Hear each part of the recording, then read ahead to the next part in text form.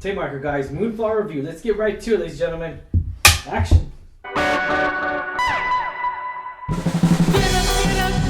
What's going on, Alamo City Movie Talk fans? I'm Ryan D, aka Ryan680. I'm Angela, Cat Lady Ange. And this is Alamo City Movie Talk, guys. Movie talk for movie fans in the movie world. Thank you so much for making us a part of your day. Let's get right to it. This is our review of Moonfall. One of my favorite actors, Patrick Wilson, is in here. Halle Berry is looking fresh, she looks youthful. younger. She looks so youthful. I don't know if it's just my eyes or anything. It's my eyes could be deceiving me.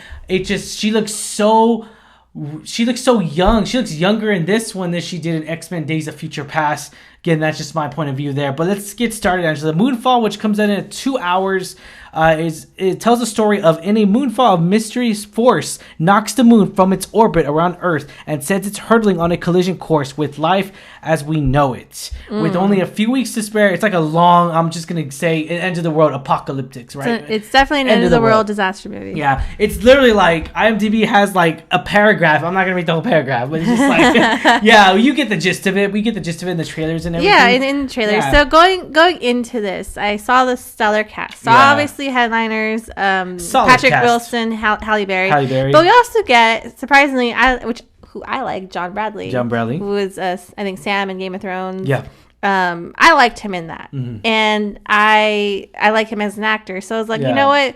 The three of them as the main characters, sure, let me give it a shot. That sold me on this, regardless of the plot. Yeah. Because I really enjoyed the cast. And from the trailers, as we've mentioned, it's an end-of-the-world disaster movie that they have to save the world, you know? Yeah, I mean, who else better to do it than Patrick Wilson? I mean, come on, man. I mean, he was in the Alamo. He was Travis. I mean, dude, this guy is all Aquaman, of the like Insidious, Conjuring, the whole... I mean, he does exorcism, so I'm pretty sure he can handle it. This is a piece of cake, right? So that was really crazy to see, you know, how this story unfolded, because you know, we get the gist of it's, you know, the world's ending and someone has to save it, but we get a lot of more elements to that, and it's really interesting how the plot unfolded, how the story took place. I agree, there's a lot jam-packed in here, but surprisingly I feel the cast pulled off well. I enjoyed the cast in this, regardless of how the plot went. Yeah, so this film actually opened up with a really good, interesting sequence here in the very opening scene, and it does get kind of lost. I feel like the script and the whole story gets kind of lost and kind of.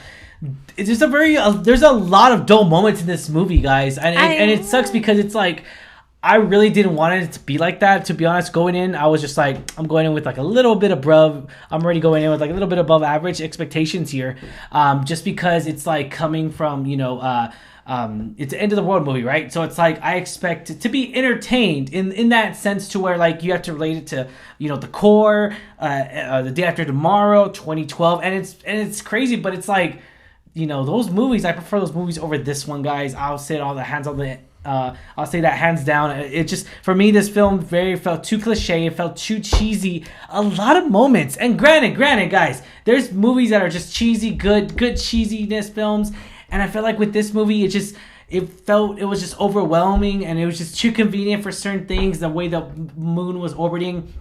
One of my few things that I did notice in here, like you already said, it was too jam packed. There's a lot into this story, so it isn't just a straight line forward. There's AI, the moon is gonna destroy the Earth essentially. It's not just like that. It's a lot more into that plot, which I thought was an interesting concept. Yeah, like that's a very interesting. And I know she likes that twist, I guess, and I like that. Like I'm all into that. Yeah. Like at one point, I wanted to be an aerospace engineer, so I'm all into that.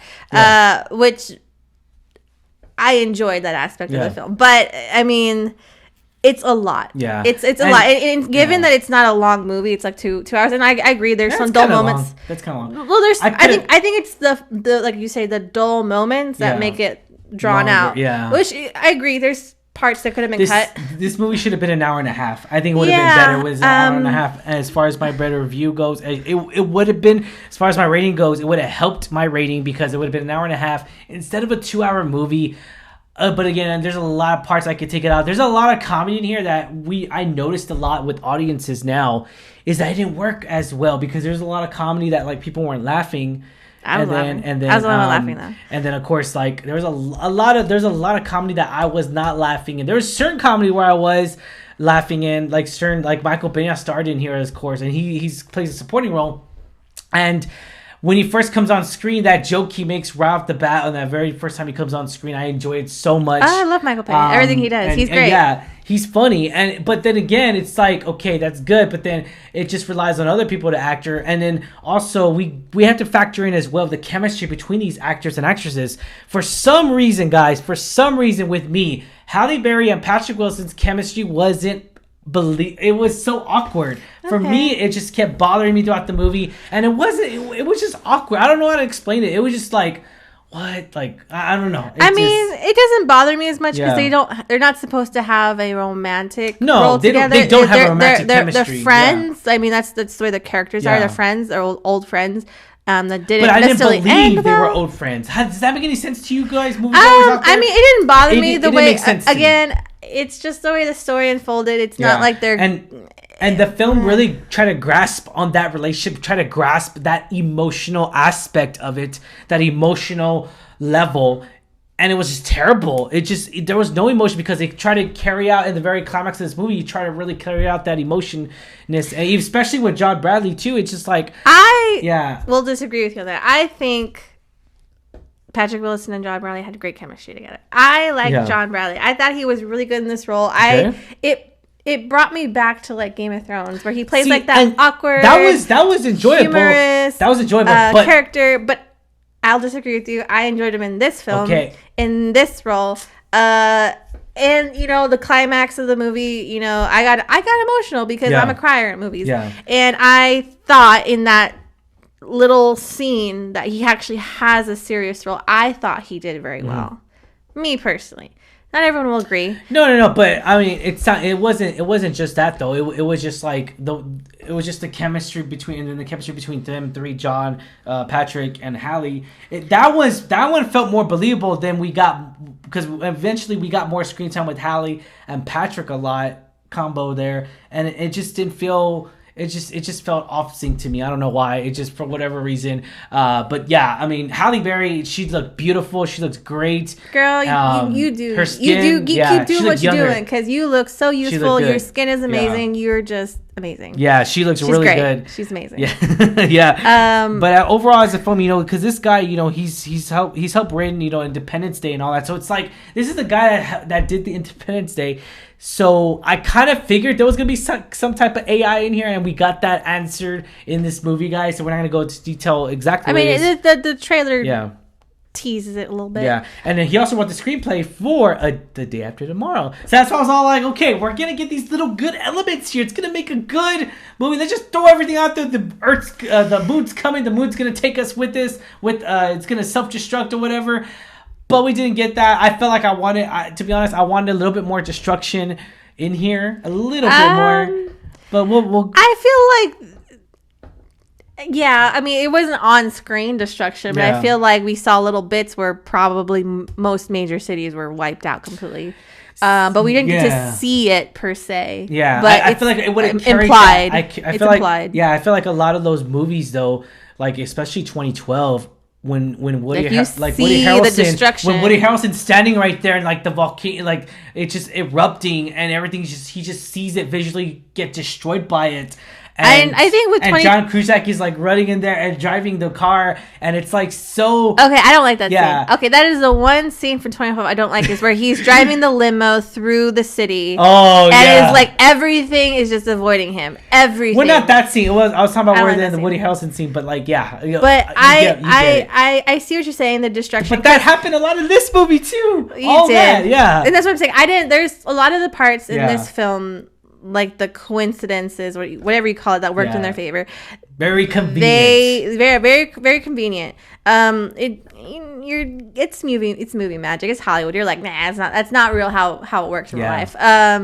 But overall, aside from that, I enjoyed the plot, where it goes. It was an interesting concept. It definitely was an interesting story. Was. Very original, interesting. That kind of makes you kind of ponder a lot. Like me, I enjoyed seeing the scientific and just like NASA calculations and calculations, all that. And that was really interesting to see like everything just come together. Again, the plot was you might have thought it was a little wonky, but I enjoyed it.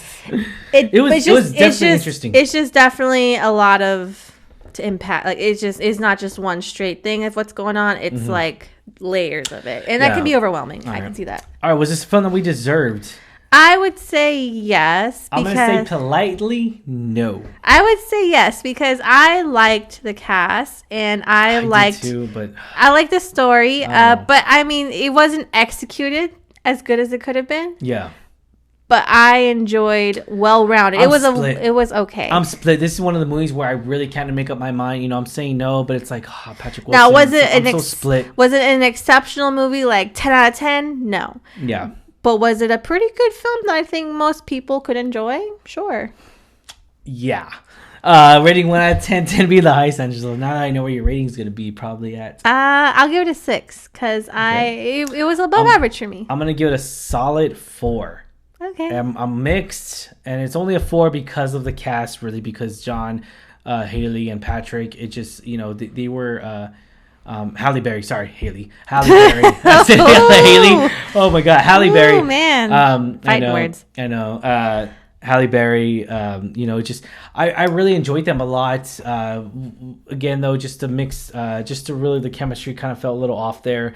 Very cheesy moments in this movie once again, guys, and there was a lot of backstory that they kind of were trying to touch up on, but they really didn't. And certain characters, we won't mention it too much into detail. You know, very interesting idea. Which is I always love original ideas. I love how this is not a remake. This is not like Hollywood's redoing this again. This is very original, and I love that about this. And I love original. It's definitely an interesting plot. I gotta say, I gotta give it to them. That was interesting. But if you like any end of the world movies, like apocalyptic movies, or like as myself, like space movies too, like Interstellar. Apollo 13, any of that. I think to be honest, end of the world movies, any movie fans that really love end of the world movies like I do, you definitely need to check this movie out, guys, because you will be entertained. You definitely will be. Maybe more entertained than I was, but definitely you'll be entertained, guys. This is not the worst movie of the year. I'll say that as of right now. It's not the worst movie of the year. I'll say that as of right now. It's definitely not. Hobbs and Shaw really takes the boat out of me. Not this year, but just in general. And yeah, it's just one of those movies to where it's a popcorn, almost kind of a popcorn film, kind of reaching that element. Not really, because again, we'll see how it does at the box office in this coming weekend, guys. But yeah, I'll give it a solid 4. What was your rating again, Angela? I'm going to 6. 6. All right, guys. If you haven't already, hit the subscribe button. Thank you so much for making us a part of your day. As always, I'm your host, Ryan D. Ryan680, and put on comments down below. What did you think of this movie? Did you freaking thought it was a 9 out of 10 or just a 1 out of 10? Let us know in the comments down below, guys. Thank you so much once again. As always, I'm your host, Ryan D. Ryan680. Man, shout out that and this is Alamo City Movie Talk, guys. Peace out. Stay safe, San Antonio. Catch y'all later.